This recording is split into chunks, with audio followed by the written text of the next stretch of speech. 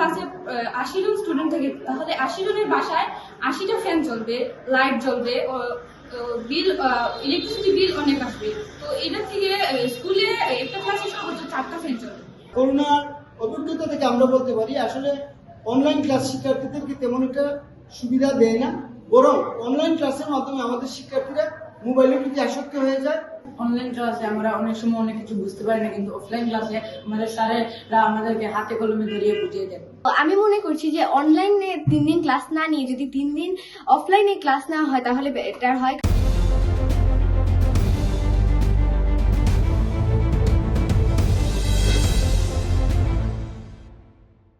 বর্তমান সরকার দায়িত্ব বলছে যে শনিবারে স্কুল খোলা থাকবে এবং 3 দিন অনলাইন এবং 3 দিন অফলাইনে ক্লাস হবে।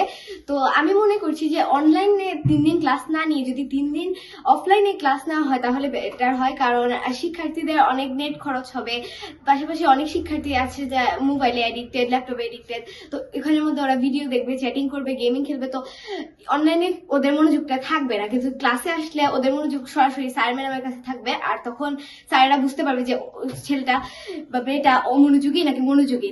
তো অনলাইনে যদি আমরা জিজ্ঞেস করি, কোনো প্রশ্ন করি, তাহলে হঠাৎ করে যদি নেট চলে যায় তখন শিক্ষকের কথা শিক্ষার্থীরা সরাসরি ভাবে বুঝতে পারবে না। কিন্তু ক্লাসে যদি আমরা ডাইরেক্ট প্রশ্ন করি তখন শিক্ষক একদম ফুললি ক্লিয়ার করে দেয়, যে কারণে শিক্ষার্থীরা বুঝতে আর অসুবিধা হয় না। আর অফলাইনে ক্লাস করাটাই বেটার হবে অনলাইনের চেয়ে। আমার মনে হয় যে অফলাইন ক্লাস ভালো, কারণ অফলাইনে শিক্ষার্থীরা ক্লাসে এসে স্কুলে একজনের সাথে মতামত শেয়ার করতে পারে, প্লাস এই টিচারদের সাথেও শেয়ার করতে পারে যে কিভাবে করলে ভালো হয়। আর অফলাইন ক্লাসে যেটা হবে যে বাসার মধ্যে বসে ফোন অথবা ল্যাপটপ যে কোনো একটা লাগবে, প্লাস ইলেকট্রিসিটি অনেক খরচ হবে। একটা ক্লাসে ৮০ জন স্টুডেন্ট থাকে, তাহলে ৮০ জনের বাসায় ৮০টা ফ্যান চলবে, লাইট জ্বলবে, বিল ইলেকট্রিসিটি বিল অনেক আসবে।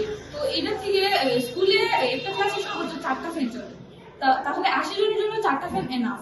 অনেকে আছে অনলাইনে ফোন যে সময় যেদিকে ইউজ করে, তারা অফলাইন ক্লাসের থেকে তাদের মনোযোগ থাকে অন্যদিকে ফোন ইউজ করার। যেমন অনেকে ফ্রেন্ডসদের সাথে চ্যাটিং করে, ভিডিও দেখে, অনলাইনে টাইম স্পেন্ড করে, এইরকম। অনলাইন ক্লাসে আমাদের বন্ধু বান্ধবের সাথে দেখা হয়, কিন্তু অফলাইন ক্লাসে আমরা যদি যাই স্কুলে আমাদের বন্ধু বান্ধবের সাথে অনেক ভালো সম্পর্ক এবং তাদের সাথে দেখা হয়। কিন্তু অনলাইন ক্লাসে তাদের সাথে শুধু মোবাইলে দেখা হয়, কিন্তু অফলাইন ক্লাসে তাদের সাথে বাস্তবে আমরা সামনাসামনি দেখা করতে পারি। অনলাইন ক্লাসে আমরা অনেক সময় অনেক কিছু বুঝতে পারি না, কিন্তু অফলাইন ক্লাসে আমাদের স্যারেরা আমাদেরকে হাতে কলমে ধরিয়ে বুঝিয়ে দেন। টানা তৃতীয়বার অর্জন করেছে দেশের সেরা সুপার ব্র্যান্ড স্বীকৃতি বসুন্ধরা টিস্যু। করোনার অভিজ্ঞতা থেকে আমরা বলতে পারি আসলে অনলাইন ক্লাস শিক্ষার্থীদেরকে তেমন একটা সুবিধা দেয় না, বরং অনলাইন ক্লাসের মাধ্যমে আমাদের শিক্ষার্থীরা মোবাইলের প্রতি আসক্ত হয়ে যায়, বিভিন্ন ধরনের গেম খেলতে তারা অভ্যস্ত হয়ে পড়ে, যার ফলে তারা পড়ালেখা থেকে আরো দূরে সরে যায়। কিন্তু অফলাইন ক্লাসে শিক্ষক শিক্ষার্থীদের মধ্যে একটা সুসম্পর্ক গড়ে ওঠে, শিক্ষক সরাসরি মনিটরিং এর মাধ্যমে তার শিক্ষার্থীদের অবস্থা বুঝতে পারে। আর অনলাইন ক্লাসে অনেক বাবা মায়ের সেই সামর্থ্য নেই, কারণ অনেক বাবা মায়ের কাছে মোবাইল নেই, ইন্টারনেট নেই, তো তারা কিভাবে ক্লাসে অংশগ্রহণ করবে। কাজে একজন অভিভাবক হিসেবে বর্তমান সরকারের প্রতি আমাদের অনুরোধ যে আপনারা অফলাইন ক্লাসের মাধ্যমে গুরুত্বপূর্ণ বিষয়গুলোতে একটু বেশি সময় দিয়ে শিক্ষার্থীদেরকে যদি আমরা এগিয়ে নিতে পারি, তাহলেই কিন্তু তাদের অনেক সুবিধা হবে। এবং অনলাইন ক্লাসের মাধ্যমে আমাদের যে এনার্জি সেভ করার কথা, এনার্জি কিন্তু সেভ হবে না, বরং এনার্জির খরচ বাড়বে। কারণ অফলাইন ক্লাসে একসাথে 50 জন স্টুডেন্টকে ক্লাস দেওয়া সম্ভব, কিন্তু অনলাইন ক্লাসে প্রত্যেক শিক্ষার্থীর আলাদা আলাদাভাবে মোবাইল লাগবে, ইন্টারনেট লাগবে, এক্ষেত্রে শক্তির অপচয় আরো বেশি হবে। অফলাইন ক্লাসের মাধ্যমে আসলে আমরা আমাদের এনার্জি সেভ করতে পারি। অনলাইন অফলাইন এই দুটো ক্লাসের মধ্যে অনেক তফাৎ রয়েছে।